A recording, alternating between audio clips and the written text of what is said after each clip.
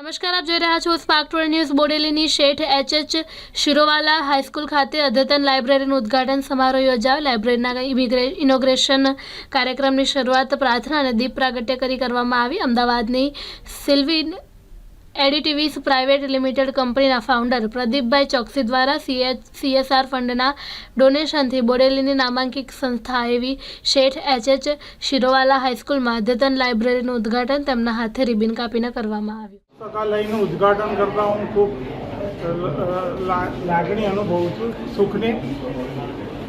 એક પુસ્તક આપણા જીવનમાં શું કરી શકે એ હું તમને કહીશ કે પુસ્તક વાંચવાથી આપણી એક તો શબ્દ ભંડોળ વધે છે, આપણું વિઝન, ક્રિટિકલ થિંકિંગ આવે છે અને કોઈ પણ જીવનમાં તકલીફ હોય તો આપણે એનો પુસ્તકમાંથી એનું સમાધાન મેળવી શકીએ છીએ।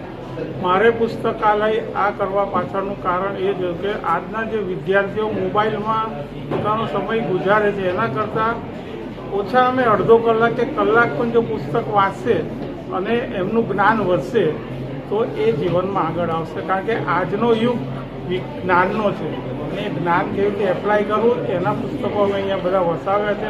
ખાસ અમે માઇન્ડ પાવર ઉપરના પુસ્તકો વધારે ધ્યાન આપ્યું છે કે આપણું માઇન્ડ છે એ કેવી રીતે કામ કરે છે। એના માટે NLP કરીને ન્યુરો લેંગ્વિસ્ટિક પ્રોગ્રામ એના પુસ્તકો પણ અમે રાખ્યા છે કે આપણી જે નર્વ સિસ્ટમ છે એ કેવી રીતે કામ કરે છે, આપણું જે પ્રોગ્રામિંગ લોકો કરી જાય છે અને જે પ્રોગ્રામિંગ ખોટું થઈ ગયું હોવાથી આપણા જીવનમાં દુઃખ આવીએ છીએ તો આપણે એને નસીબનું માર્ગ કરીએ, પણ નસીબ કરતાં તમારા જીવનમાં જે સુખ દુઃખ છે એના માટે ફક્ત તમે જ જવાબદાર છો।